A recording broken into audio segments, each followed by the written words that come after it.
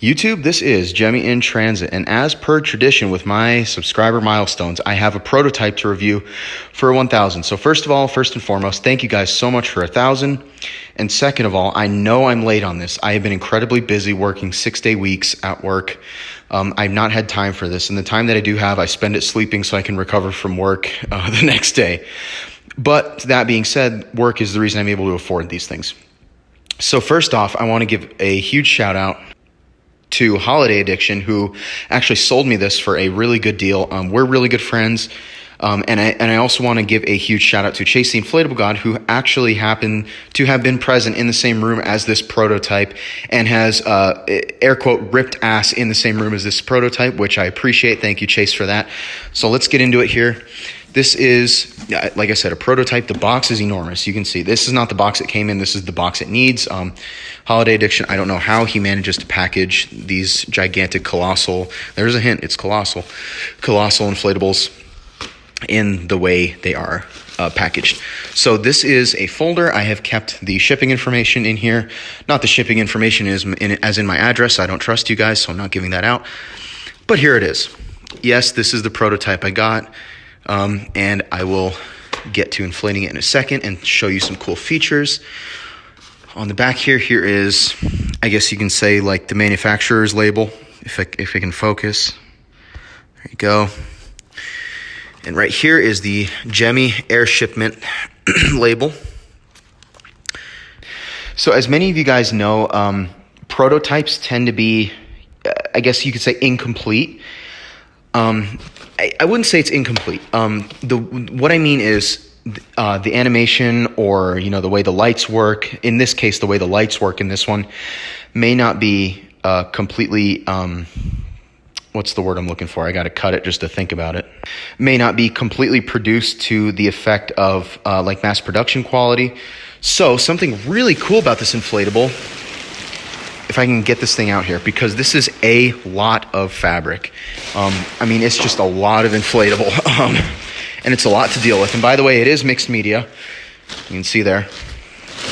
It's just, it's just a lot of inflatable here.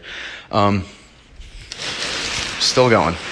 That's the front right there. Let's put the box to the side. But let's open up the zipper and I'll show you what I'm talking about. So here's what I'm talking about. This is inside the fan near the base, basically.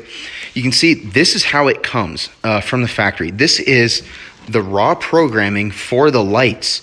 And what I mean by that, no, they're not just normal incandescent lights, C7s, whatever you want to fucking call them. This is the programming for the lights that spin around the wheels to make it look like the train is moving. So what I have gathered from information that Chase the Inflatable God has told me, these are called EPROMs. And what they are is they're non-erasable programming. So what happens is every time you shut it off, the programming resets. So it's programming that you can't really erase unless it's exposed to UV rays, which will erase the programming. But what I'm thinking about doing, and I already have the wires all put away here because I'm about ready to inflate it. I know that's what you guys want to see, but let me talk for a minute. What I'm thinking about doing is wrapping electrical tape around the wires or using a harness or something to that effect. So without further ado, I'm going to zip it up and I'll show you guys what you want to see. So this should give you a pretty good idea of how big it is.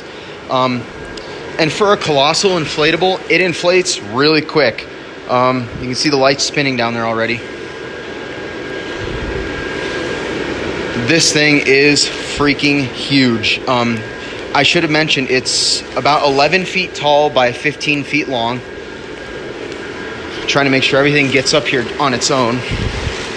It does need help, so I guess not really on its own, but like I said, for being the size it is, it inflates pretty quick. Not like any of the 20-footers, that's for sure. Having a YF 200, it inflates very quick. So when it's fully inflated, I will get back to you. So I can try it to get it in the frame. I'm sorry I couldn't give you a better view. When I say this thing is big, it is gigantic. This up here, this is about 9 feet. This is about 11 feet. Those ceilings up there are 12, so it's closer to 12. It inflates really, really tight. It doesn't want to explode or anything, but it inflates really tight. This is all hand painted around here. Here's that sort of a speckled mixed media. Say that 3 times fast. All hand painted, all that good stuff. Up here, I'll give you a view of the front. More mixed media material.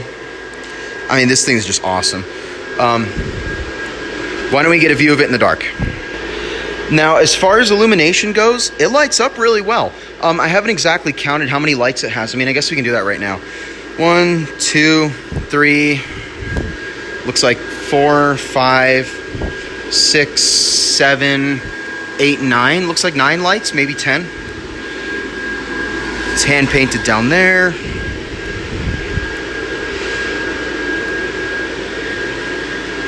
At Home did have a very similar version of this, in the form of just the locomotive at least.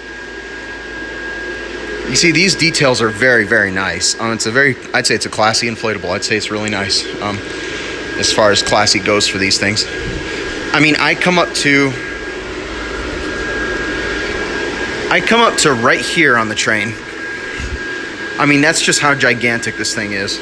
It's absolutely huge. So anyways, I hope that's sufficient as a 1,000 subscriber special. So anyways, thank you guys so much for watching.